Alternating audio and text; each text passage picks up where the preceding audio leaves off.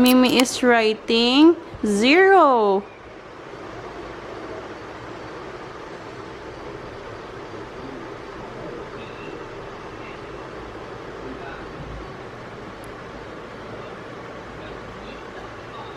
Very good, Mish. Very good. Yeah, that's right.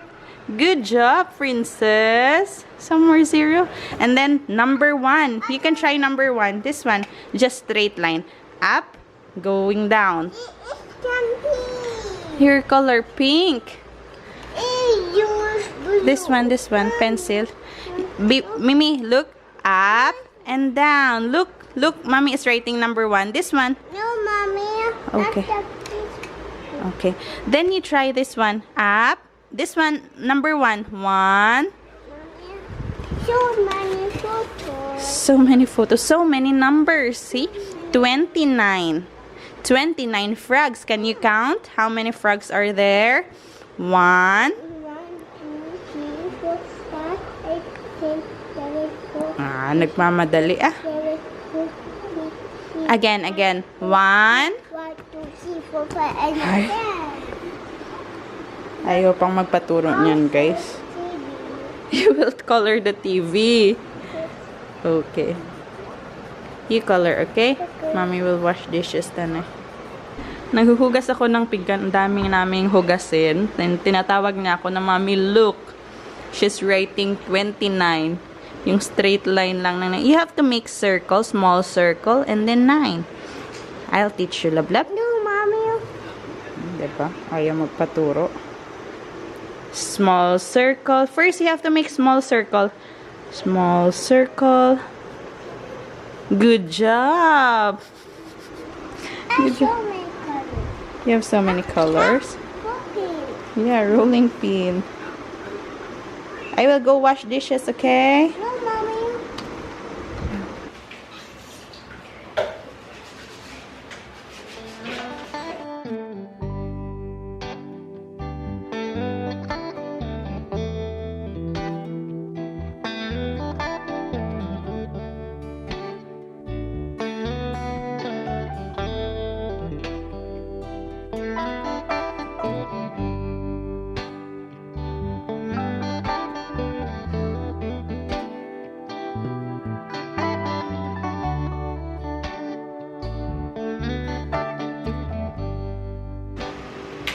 Jury sat on a blue bar, read him some of my new Then, that's how much you like mango. Charlie snapped the shirt I don't have so many The only few left because you were eating so many mango.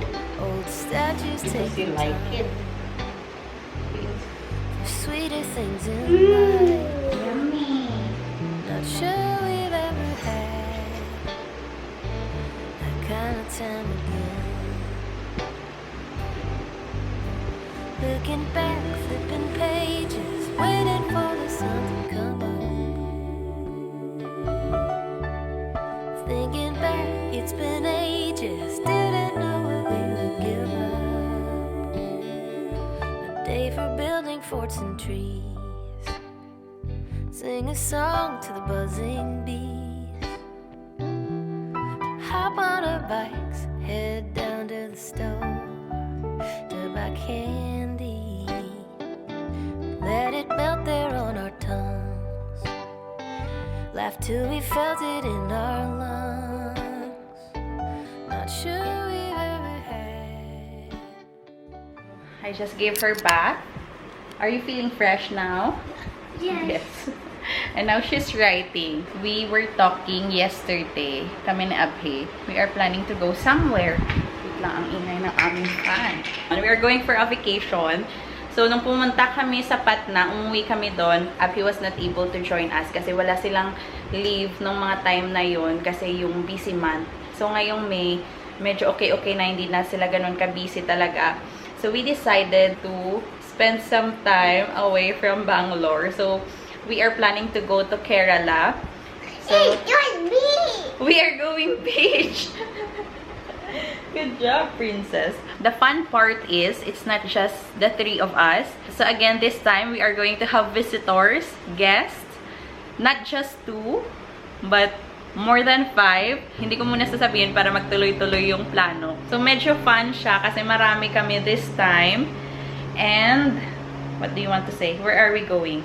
Beach. We're going to the beach. Are you going to swim? Yes. Are you going to swim in the swimming pool? Yes. So, magsiswim daw si Mimi. Since Kerala is also a big state, so, instead of, you know, having hard time to decide where to go, which place to visit, we decided to go for a travel agency. And since yesterday I was communicating with them, they have already an itinerary ready for us, but meron lang kaming mga dinadagdag-dagdag pa na mga location na gustong puntahan. So, hindi pa talaga na fix yung aming itinerary. Pero parang 90% na sure na yung aming pupuntahan sa Kerala. And naghihintay na lang kami na i-confirm ni Abhi yung aming booking kasi kailangan niyang i-finalize yung kanyang leave. I-confirm niya yung leave niya kasi mga 1 week din kami doon sa Kerala. So, I'm excited. First time namin pumunta sa Kerala and excited si Mishka pumunta ng beach. And yun, exciting din kasi marami kami, hindi lang kaming 3. Ano na ngayon? Friday. Next Saturday, magbabiyahe na kami papuntang Kerala. So, nung nalaman ni Mishka, since last night na pupunta kami ng Kerala, we're going to the beach. Nakailang ulit na siya na mention na, let's go to the beach, mami. Kakatapos lang ng maligo. Your mirror! Tapos sabi niya sa akin, Mommy, let's go to the beach now. Sabi ko, tatawagan ko muna si Daddy. Kasi nakakatawa siya pag nagsabi ng, Mommy, let's go to the beach now. So sabi ko, tawagan natin si Daddy. Sabi niya, no, don't call Daddy. I wanna go to the beach now. Mimi, can you call Daddy and tell Daddy that we are going to the beach? No? After beach in Mommy. Who's excited? Me. Where are we going? We're going to the beach. We're going to the beach. So, maghanda muna ako ng aming lunch. Para kay Mishka, magda-diet na ako muna ngayon kasi mag-beach na kami. Sabi ni Abby, huwag ka muna magluto. This whole week, i-prepare natin yung ating katawan for the beach. So, muna for Mishka. Meron na ako ditong finely chopped beetroot and carrots. Ito sana yung lulutuin ko nung last time. Pero hindi ko siya naluto. So, dito lang siya sa chopper. Tapos bell pepper and maglalagay ako ng mushroom.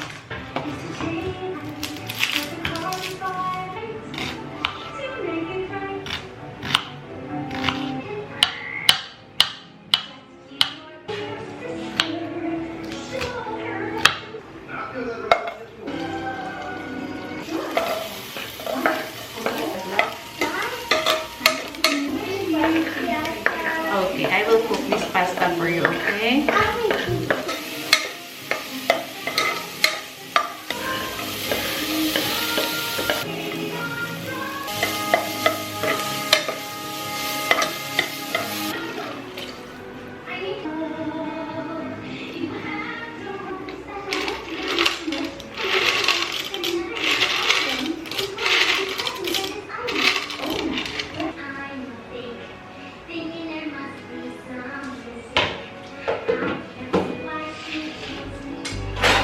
Looking back, flipping pages, waiting for the sun to come up. Thinking back, it's been ages, didn't know when we would give up. Was it a dream, my love?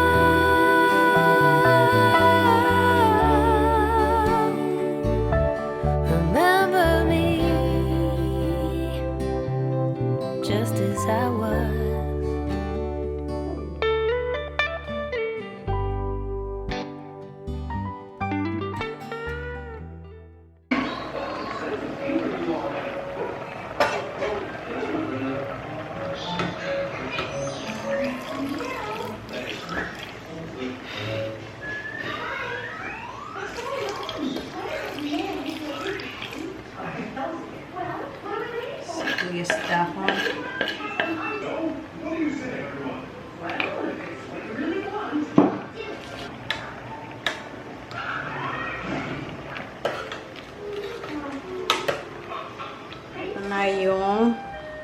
sopas ni Mishka.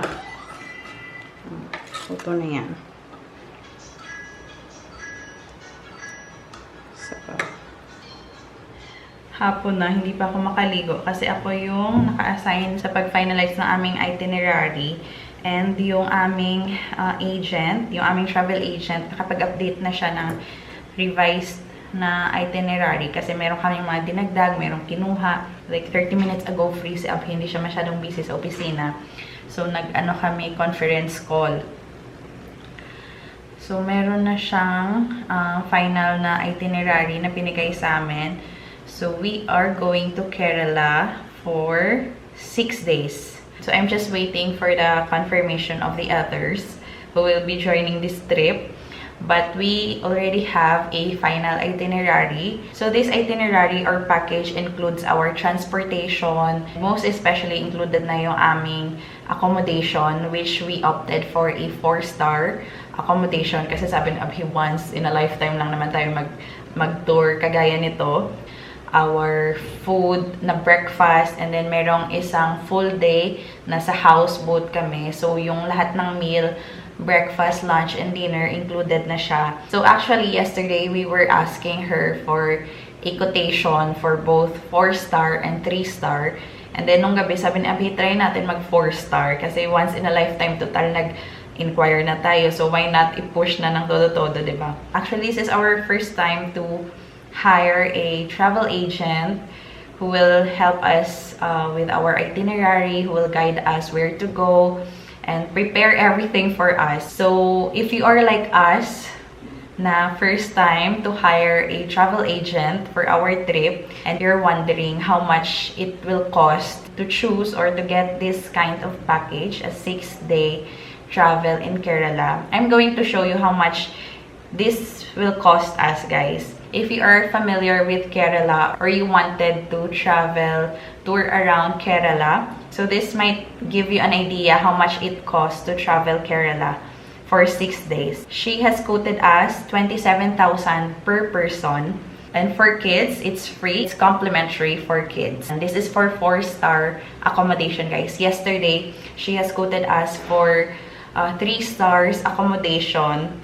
Nasa 22,000 per person lang yung anong tawag doon? Yung cost to travel in this 6-day Kerala adventure. Wait, matawag na si Abhi. So, we'll see kung i-confirm ko na ito sa aming travel agent. Hello? Ha? So, Daddy? And you confirm it. And one last thing, you just message that parking charges also should not have to be paid now. And toll tax should not be paid by you. These 2 things you message, then you say confirm. Okay, okay. Parking and toll tax. These 2 things you last you write. Okay? Parking and toll tax. Okay. Okay. Confirm na natin yung ating booking for this trip. Kind of excited. Si Mishka excited. Hindi ko na ipapakita yung mga details dyan. Pero meron na namang certificate si Abhi na natanggap. Pag ganito na meron siyang mga certificate na natatanggap, ako yung masaya. Aside sa proud ako sa kanya, yung gustong-gusto ko is dahil meron na namang akong picture frame na mapaglalagyan ng aking mga pictures, diba? Libre na, hindi na kailangan bumili ng bagong picture frame. Kukunin ko na lang yung kanyang certificate. Tapos nilalagay ko yan sa file eh.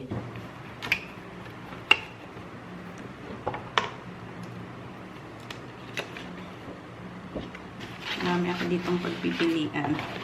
So, ito, siguro dito ko siya ilalagay para safe siya dyan sa wall. Tapos, itong isang frame din namin. Isang certificate din ito ni Abhi na natanggap. Parang ang empty niya. So, dadagdagan ko ng isa pang picture siguro pag ganito. Siguro ito. Kasi Uti din to eh. Ito yung una naming pagpunta sa Uti. If naalala nyo, maliit pa si Mishka last year. So, ngayon, ito na siya nung bumalik kami ulit sa Uti. So, ito na lang siguro yung Uti trip namin.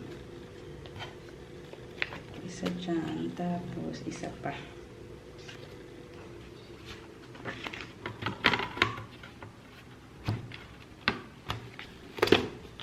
So, ito na siguro. Lahat ng to sa Uti ito eh. Ito yung toy train to Kunor, yung paalis kami ng Uti. Ito. Magandang remembrance. Hindi ako nagpa-develop ng mga pictures namin last year, no? Binalik ko na siya ulit sa kanyang pwesto, pero this time, nakapaganyan na siya pa lengthwise.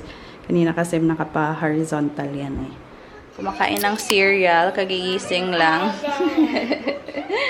So, she's just going to watch and eat her cereal while I take a bath. Dito yan sa kwarto, para kita ko lang siya habang naliligo ako. You like your cereal? Yummy, yummy. Careful, okay? You like your cereal, no? Go. Mommy will take a bath. You just wait for me, okay? Okay.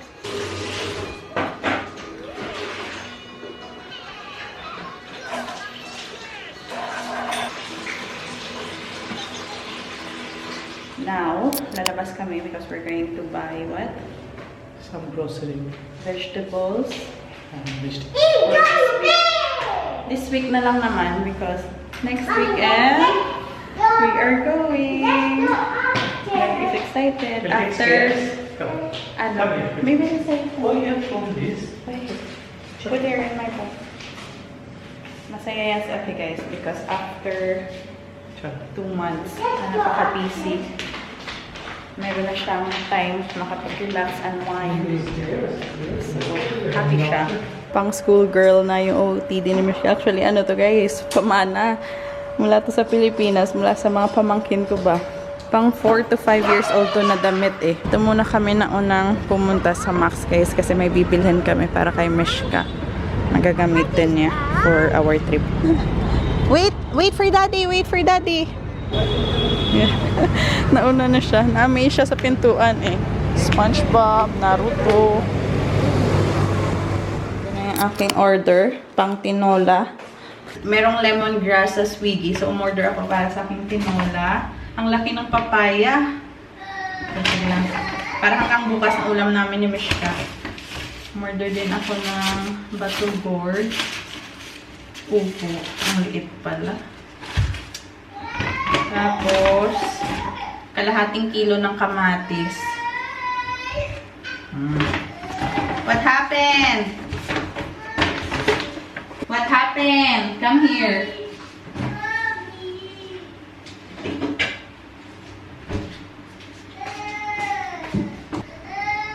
Nahayaan ko lang siya umiyak. Akala ng iba, pinapamper namin talaga si Mishka. Pero pag dito kami sa bahay guys, disiplinado talaga yan siya. Kung ano yung bawal, bawal. Sinayaan ko lang siya umiyak. Magiging okay din yan maya-maya lang.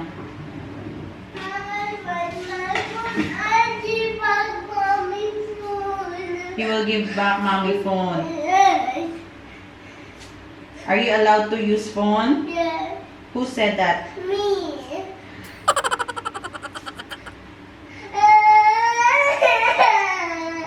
You can watch TV. You have 2 options. You can watch TV or you can use your iPad. Because their iPad is, you have games there. You can use your, you can play your puzzle, you can play your colors. What do you want? Mommy phone. Phone. Auntie bag. Mommy phone. 5 minutes. Then you have to give it back to me. Okay. You don't cry. Okay. 5 minutes and I ask you, Mimi, give me my phone. You have to give it back to me, okay? Okay. What? Okay. Okay, Mommy. Okay, mommy. I will cook food, then you will eat, okay? Okay. Okay. Wala lang dahon yung aking tinola kasi wala namang dahon ng sili dito or malunggay, pwede din. Kaya lang walang malunggay sa Swiggy. So, kung ano lang yung meron. Basta may sabaw, okay na kami ni Mishka. Kumukulo na guys. Tapos, nakapaglagay na din ako ng Knorr cubes and patis. Para sabay na sila talaga lumambot ng manok. Tapos, siguro mamaya ko na lang idadagdag yung aking chicken liver. Ginisa ko na to, tapos kinuha ko lang siya para hindi siya madunot. Luto na itong aking chicken tinola. Ilalagay ko to sa kay Abhi na bowl. Ipapatry ko siya. First, nang walang anghang. Tapos, ito para sa kanya. Kaya naglagay akong isa. Perfect na to eh. Let's try nga. Kanina pa ako tikim ng tikim. Ito kay Mishka. Chicken leg. Tapos sabaw.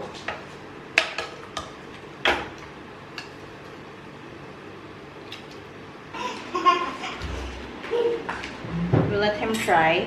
So first you try without the chili. And then you try with the chili after. It's hot! Tinolang manok is comfort food of Filipinos. The soup? Yeah. You eat with chicken and the papaya. How's that? Good. Good. Daddy likes our tinola. What's that inside your mouth? It's my food. No. Like it? Should I get your rice? No, no rice. Eat the papaya also. What's the name of that dish? Tinola. Tinola, adobo. Both are go-to food of Filipinos. Comfort food of Filipinos. Of Pinoys. I get turkey. No, they don't is what. Here, you hold your chicken.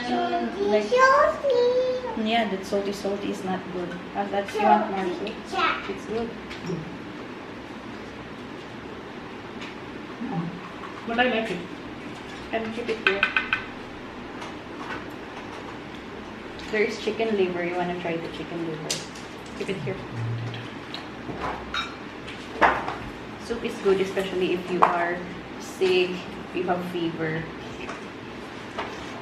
So, come here, I will Because of- help you. Ginger is good, nice. Yeah, because of ginger. You want more? No, no, this will take. Si Mishka, ayan, gusto pang mag-color with daddy. Hindi pa siya lumapit dito sa akin, pero excited na akong kainin yung aking tinola. Kain tayo. I got my dad. Come here.